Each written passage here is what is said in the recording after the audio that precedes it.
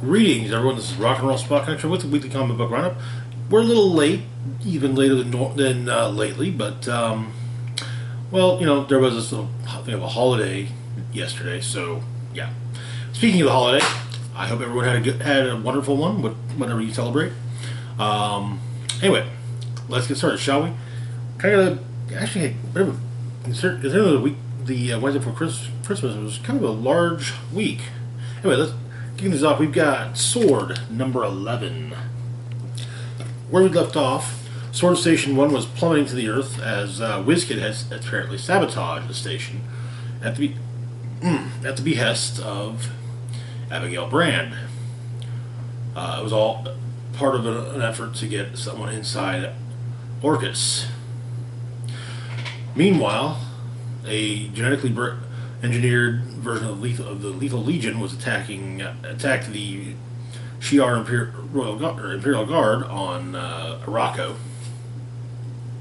And while one wave had been dealt with, it appears that it's set up in a manner so that additional waves of the same, additional batches of the same Legion can be deployed at once. So the issue begins in Australia.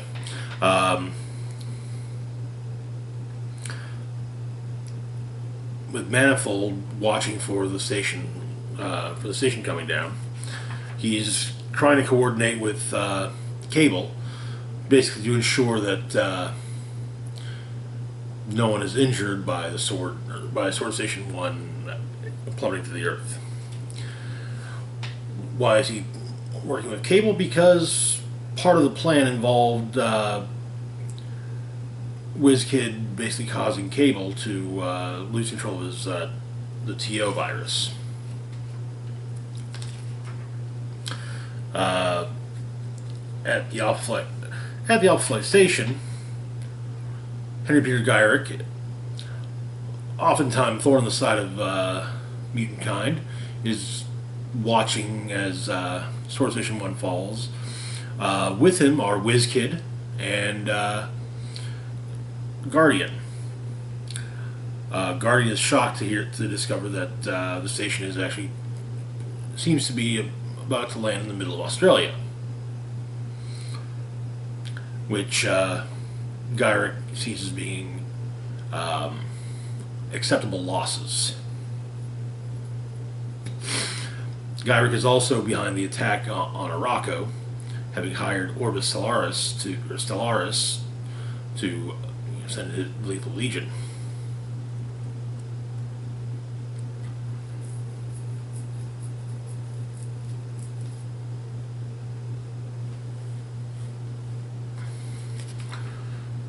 But Gyrick reminds Stellaris that his Legion has not succeeded in assassinating the new Shi'ar Empress. So it's supposed to be an attempt. A civil war in Shi'ar space right now would be bad. But the replacement versions of the Legion, multiples of each, have been deployed, and Storm, the Regent of Soul, causes the air pressure. Basically, increases the air pressure, and then promptly drops it, killing the assembled legions.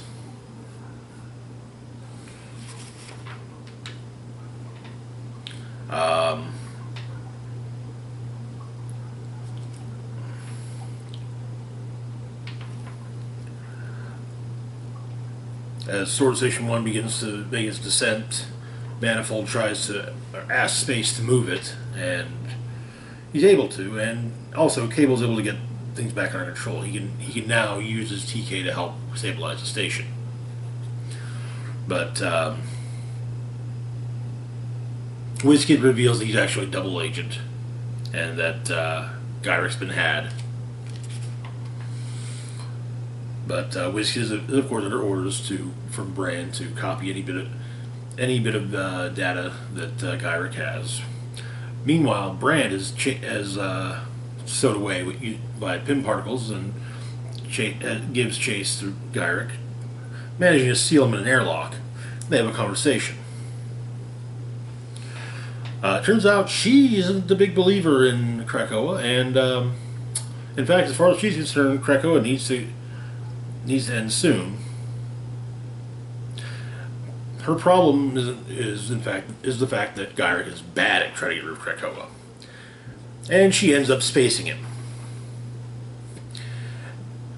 while also making the keystroke record appear that Gyrick is the one who shot himself up in an airlock.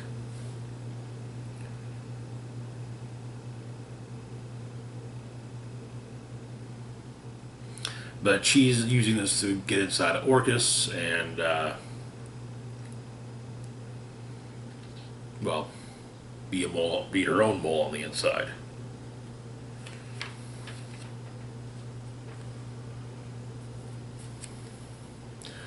And that is where the issue, and sadly the series ends, as Sword will somewhat be returning in April as X-Men Red.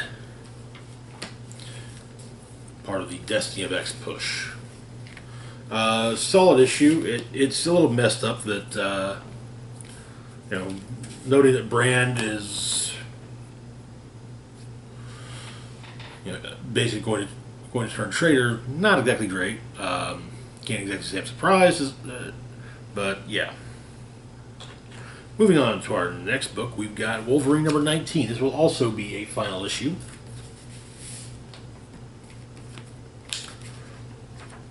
So, a few issues way back, a few months ago in X-Force, the team had an undersea mission and Wolverine encountered the Leviathan. Made him feel small and insignificant. But turns out Wolverine, that body's been washing up on shore. And so Logan's going after it. He takes the boat that he got from Severe Blakemore and leaves a chum trail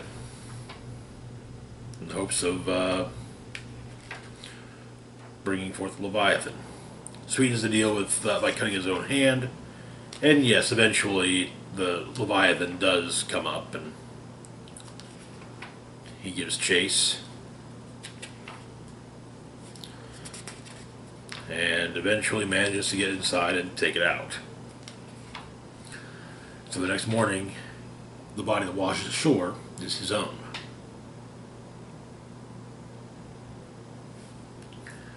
And he's likely just saved a crap load of people from getting chewed up by the Leviathan. And that is where the issue ends. For the moment, also, the series ends. Also, apparently rumors are that Deadpool will be, at least early on in the new relaunch of Wolverine, will be a prominent supporting character.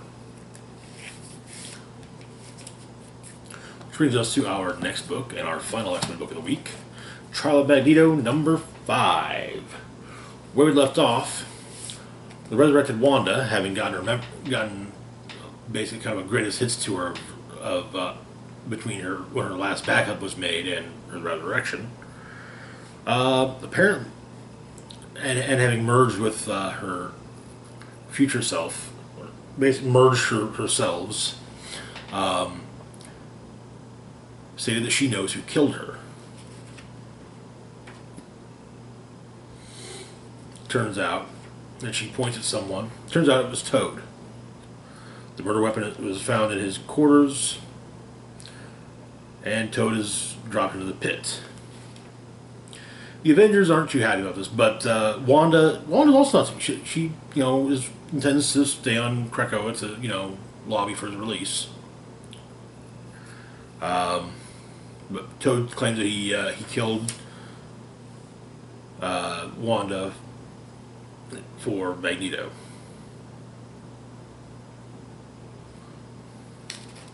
But the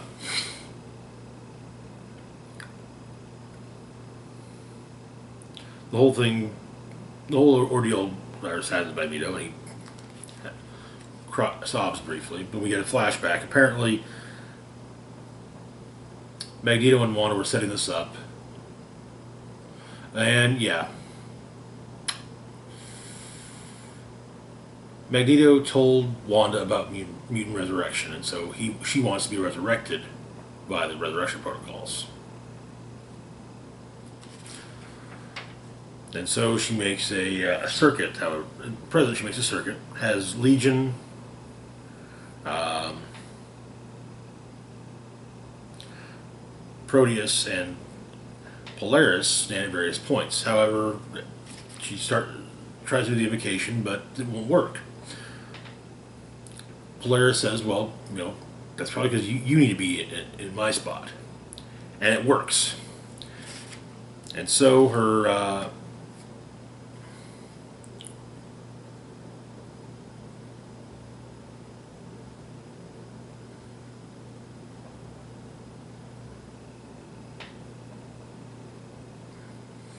basically she wants to set up a way to help. She's trying to make things up to the mutants.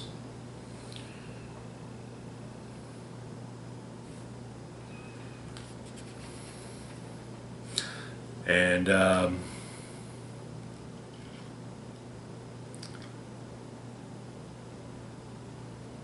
after the ritual of 3 is completed,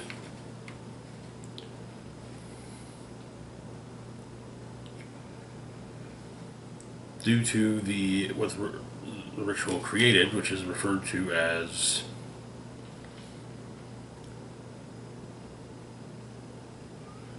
being an opted version of the Elysian Fields, an offshore backup for loved ones, so to speak, protected from human hands deep in the astral plane. But first off, among those that are now added to the resurrection queue is, in fact, North Star's late adopted daughter, Joanne. Turns out she would have been a mutant had she matured. And so she's going to be resurrected, and so Kyle and North Star are going to have a daughter. But we also see another resurrection. John Proudstar, Thunderbird. We get the resurrection ceremony. We also get a brief reunion between John and Banshee.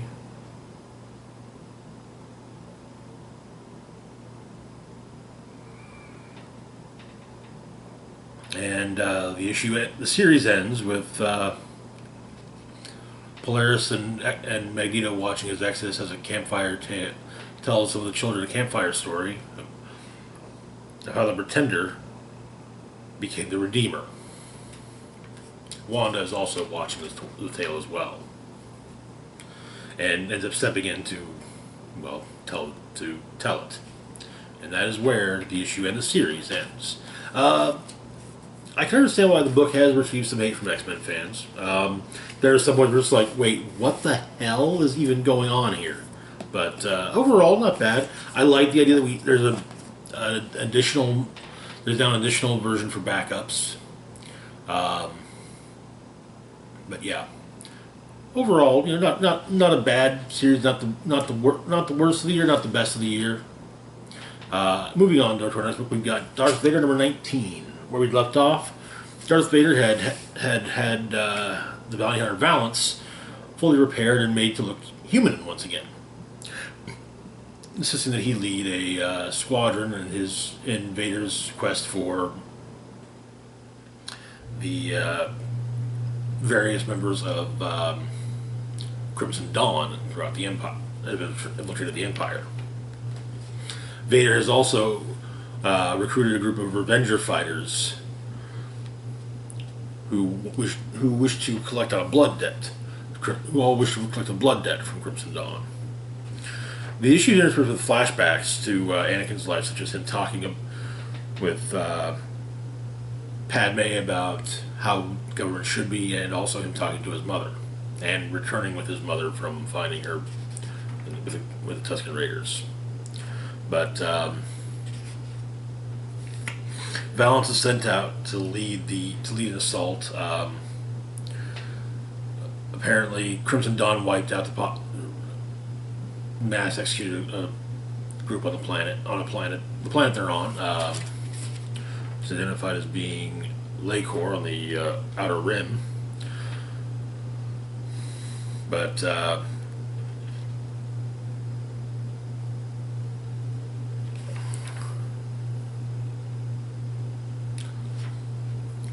stormtroopers present go go about taking care of the survivors. But the Revengers are a little curious about this, and Vader jumps in and saves them. Basically explains that the Stormtroopers were Crimson Dawn.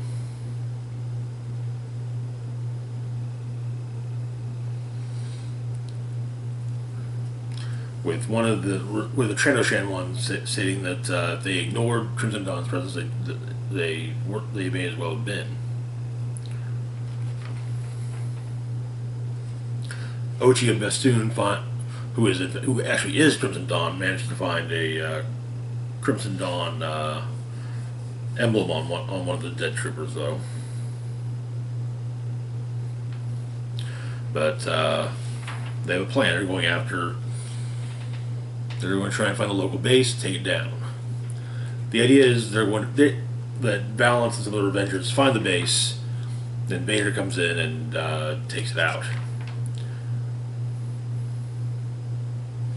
But Ochi is acting basically better than the Revengers, and so Vader forces him into the fray.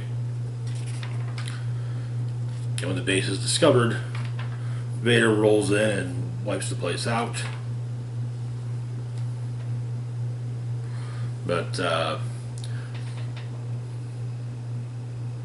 apparently the point is not to get rid of Crimson Dawn. As Vader explains, Crimson Dawn is just a symptom. What Vader means to do is get rid of the disease. And Vader, Valance, and Ochi discover that Crimson Dawn agents are everywhere. And that is where the issue ends. Which brings... I'm loving these new Star Wars titles from Marvel. Yeah, we're sticking around on Star Wars for a while. Just saying. Moving on to our last book for the moment, we've got House of Slaughter number 3. Where we left off in the past, I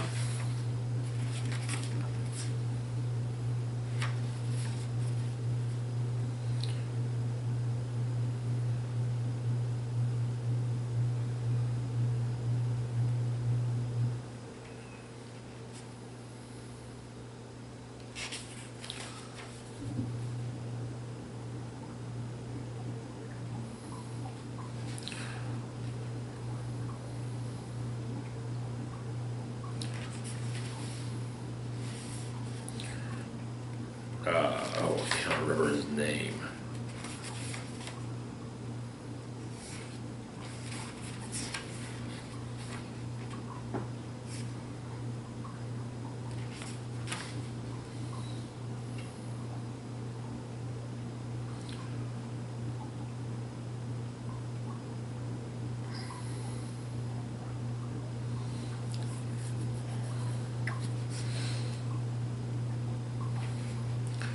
But Aaron Slaughter is with his new roommate Jace, who we learn was born into one of the Hunter houses, the Boucher house in New Orleans, which recently came to a fall. In the more modern part of the story, well.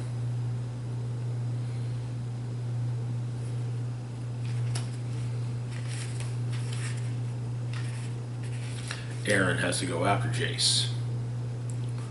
And has found him. Near where Aaron has found Jace, the family is camping. Scary stories are being told around the campfire when a monster shows up, killing the young girl's parents rather gruesomely, until Aaron and Jace deal with it. And the girl. In the past, Jessica, who's the head of the Black Masks of the House of Slaughter, is trying to get the old dragon to delay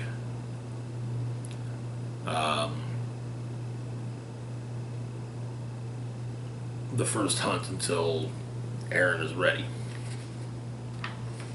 Meanwhile, Aaron is with his is out with Jace, exploring Chicago, with two of the white masks watching, and also torturing small animals because, well, they're just absolutely lovable. But they find a place where the fight between the creature and Aaron and Jace is interspersed with a flashback of them making it to their great view, which allows them to see pretty much the entire city. But Aaron and Jace take care of the creature, and Aaron does what he can to help the little girl.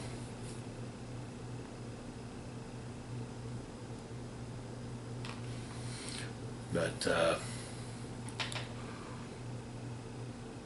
we see more of Aaron and Jace's budding relationship in the past, and the return to it in the present, which is where the issue ends. I gotta say, House of Slaughter is quite good, and I'm looking forward to Something Is Killing the Children returning in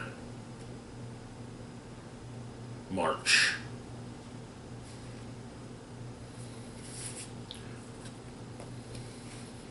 But it turns out that the creature they fought is the same one that Erica had to deal with before she led to her being adopted by the House of Slaughter. That's going to do it for now. As always, feel free to like, share, and subscribe. Links to my Facebook, Twitter, Patreon, and PayPal can be found in the description box down below. This is Rock and Roll Spock signing off saying, live long and rock hard.